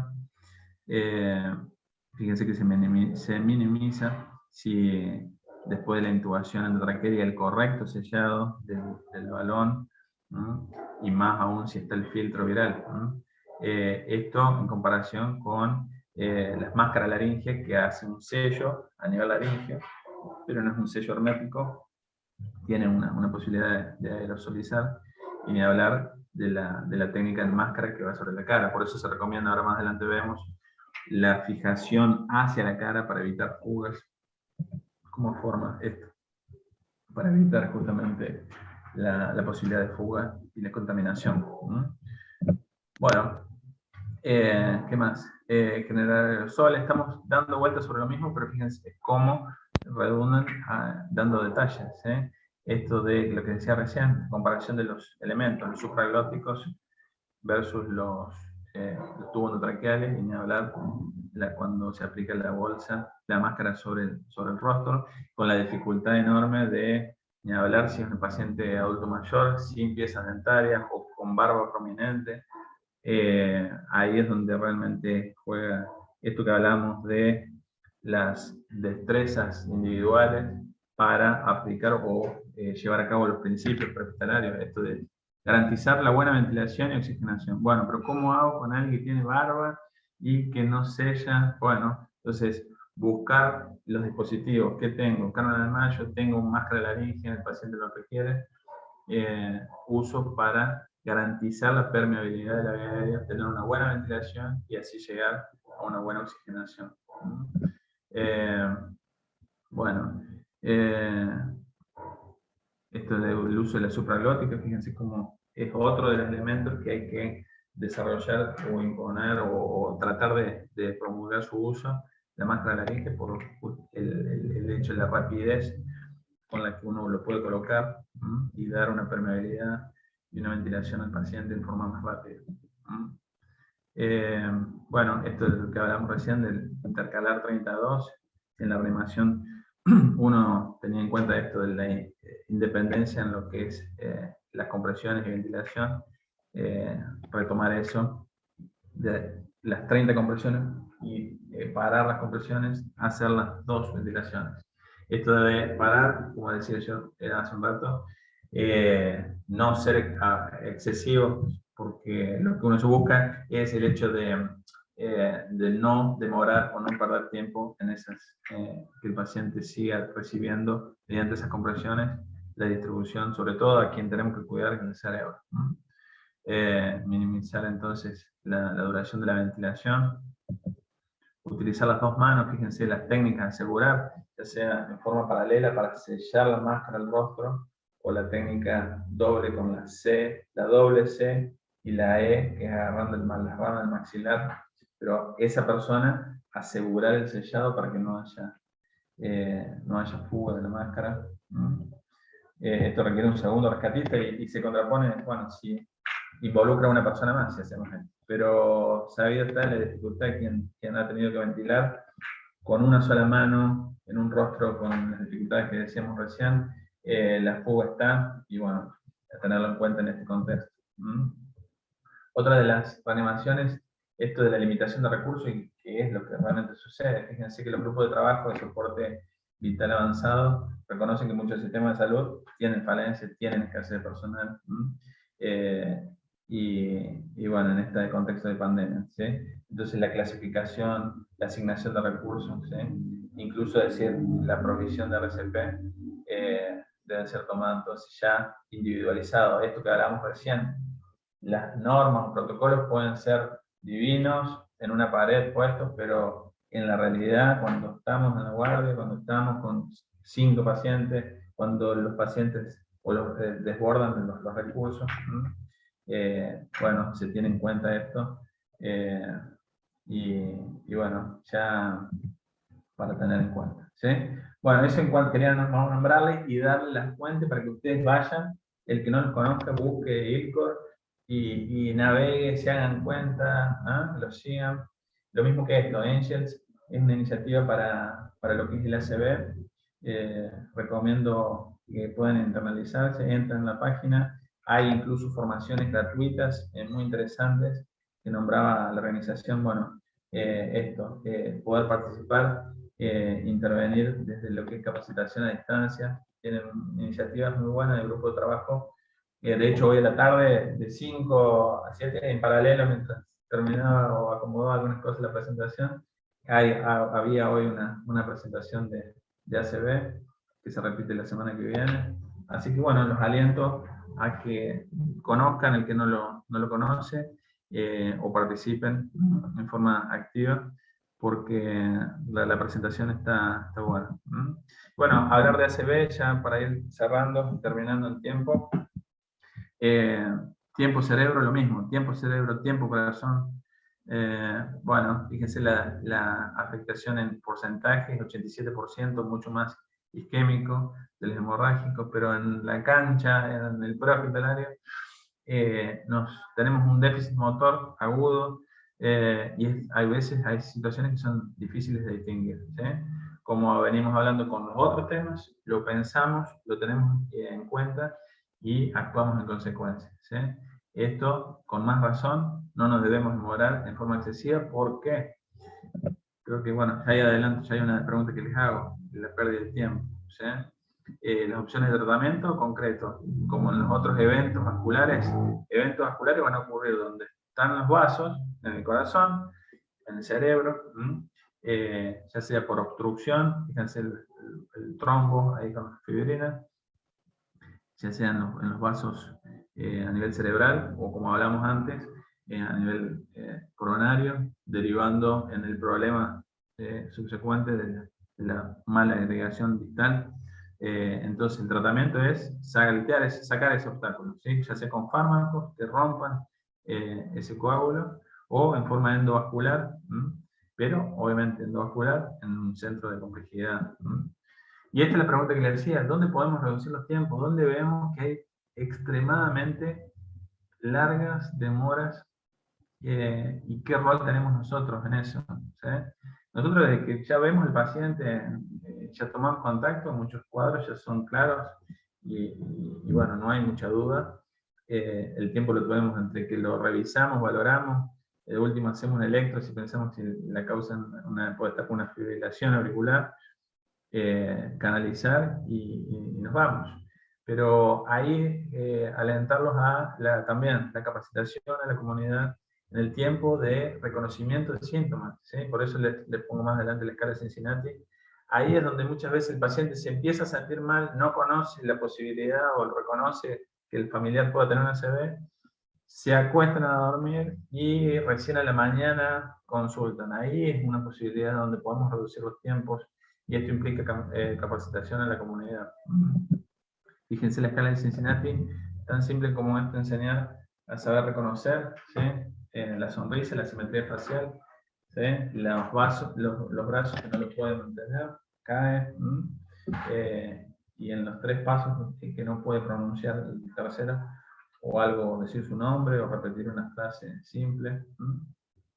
Entonces, una herramienta muy útil que debemos tener en cuenta, y también comunicar a la sociedad debe estar alerta, y tenemos mucho por delante de trabajo en el reconocimiento para ganar tiempo en esto de la consulta oportuna y que no esté demorada.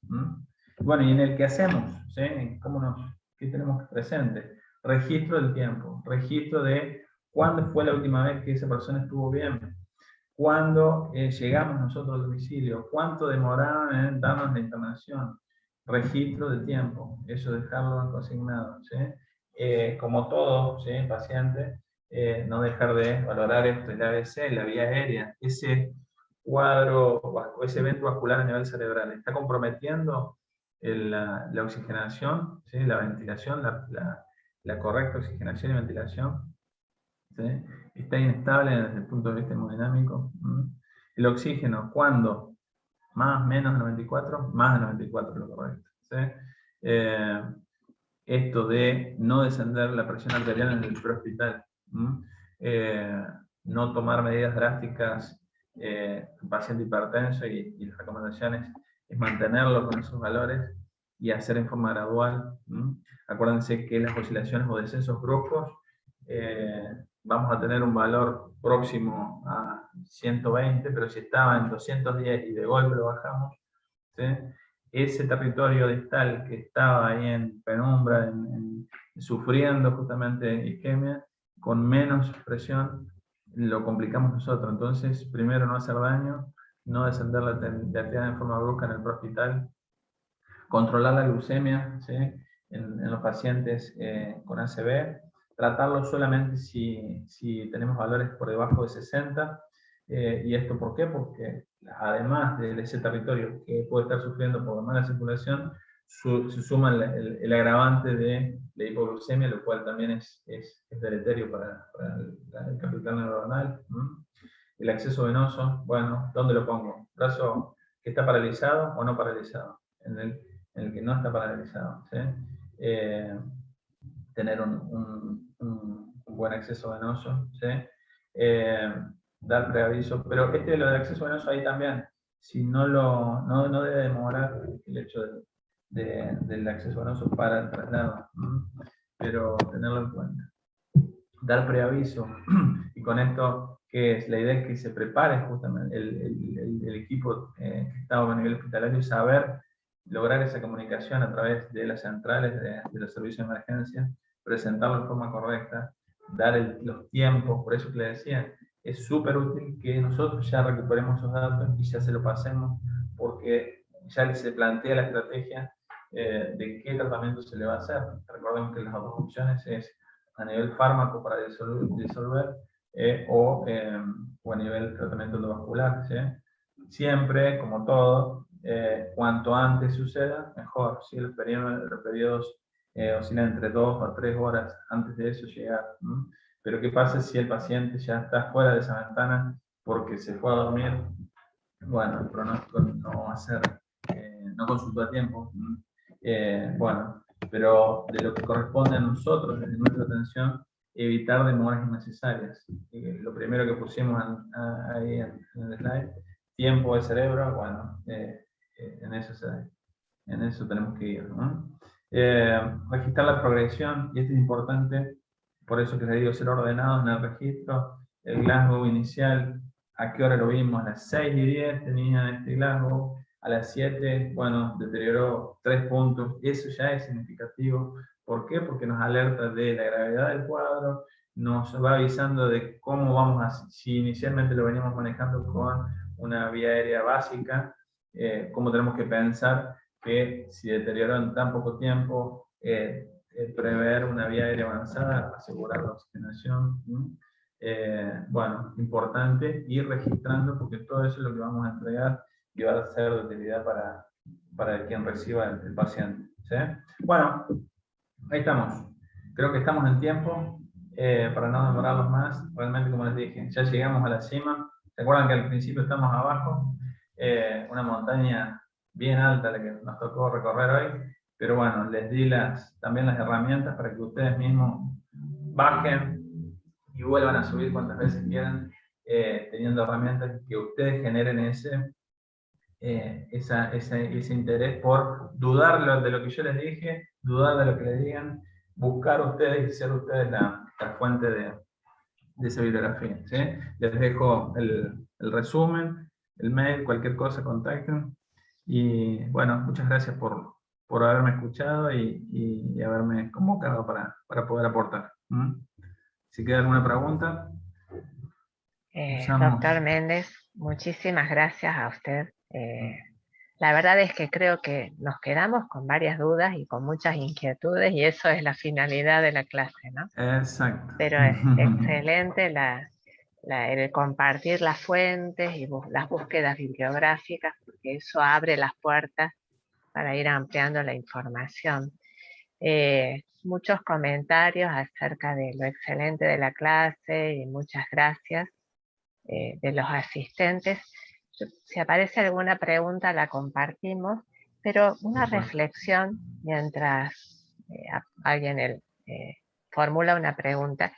Qué importante sería disponer de adecuadas redes de comunicación telemédicas para, por ejemplo, encontrar rápidamente sitios de derivación para los pacientes. Esto que decías, Norberto, bueno, pero si estamos a 3 horas de el centro más apropiado, digamos, la verdad es que el tema de la comunicación es crucial, lo mismo que poder acceder a la historia clínica de la persona, ¿no? Si tuviéramos ya historias clínicas informatizadas en todas las instituciones y los antecedentes de este paciente. Me parece que aquí juega un rol muy importante, jugaría tener esta posibilidad de comunicación y de información.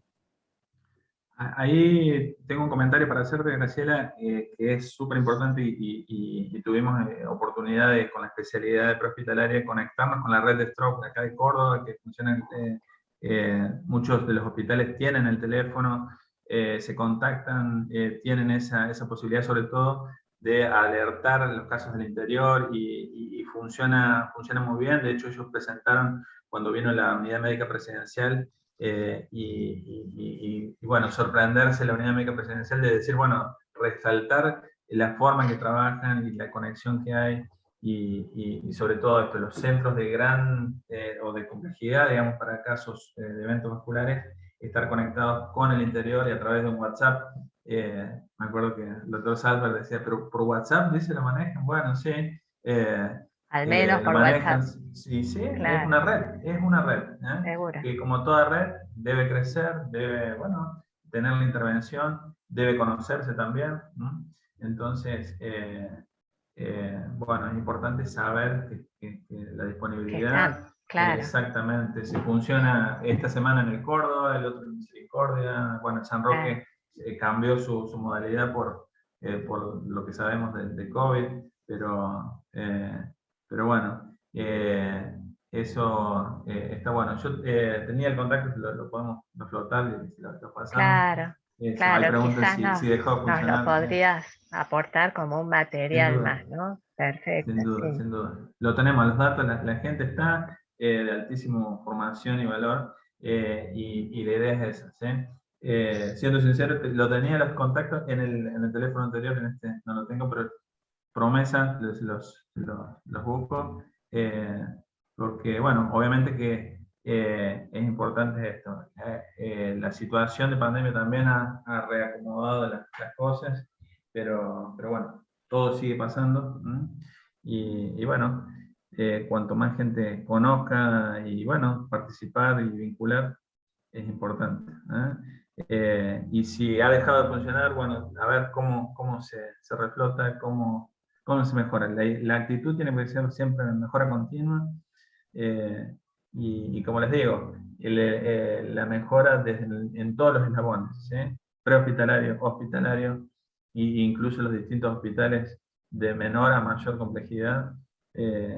La capacidad y la fuerza está, por ahí las situaciones sobreponen o sobrepasan y los recursos, pero bueno, como les digo, ejemplos hay de que cuando las redes funcionan o hay integrantes se pueden, sobre todo pensando en el beneficio del paciente. Ese es lo que De acuerdo. todos nos interesa. Pregunta Mariana si la red de neuro dejó de funcionar porque es lo que les respondieron el sábado pasado. Se ve que Por pretendieron eso, usarla. por eso es que, bueno, ahí como deuda me noto para averiguar y esto, de la posibilidad del tener actualizados los teléfonos, ¿sí? Tener actualizados los teléfonos y ver las posibilidades, entendiendo de la distribución, como les digo, por la necesidad de camas, pero bueno, hay situaciones más cambiando, pero todo sigue dándose. Entonces, pero bueno, es importante eso. Si como inquietud también, che, bueno, a ver cómo nos conectamos, o qué, si se sustituyó, o cómo funcionamos. Buenísimo. No sé, Natalia o Liliana, ¿ustedes quieren hacer algún aporte o pregunta? Eh, si no, dejamos a Norberto y a todos nuestros asistentes en libertad de disponer del resto de la noche. Muy, Nati, muy clara la disertación, muy interesante y abarcativa sobre todo porque era un tema muy extenso. Así que muchas gracias, Norberto. Por favor, a ustedes. Un placer. bien. Bueno, entonces nos volvemos a encontrar el próximo jueves para la cuarta clase que correspondería a urgencias pediátricas prehospitalarias. Yo voy a reiterar las gracias y lo excelente de la clase y lo interesante del material y la cantidad de cosas con las que nos quedamos para seguir estudiando, seguir pensando y tener en cuenta. Recuerden que estas clases quedan grabadas. Les vamos a hacer llegar en cuanto tengamos los vínculos para entrar a YouTube, para volver a verlas. Y además los docentes nos dejan sus materiales, las presentaciones de PowerPoint, resúmenes, actualizaciones bibliográficas que también vamos a compartir con ustedes. Eso es todo. En nombre del Círculo Médico de Punilla y del Consejo de Médicos, les agradecemos muchísimo la participación. Norberto, nuevamente la actividad que me pareció espectacular. Muchas gracias y buenas Bueno, noches y que descansen. Hasta luego. hasta luego, buenas noches.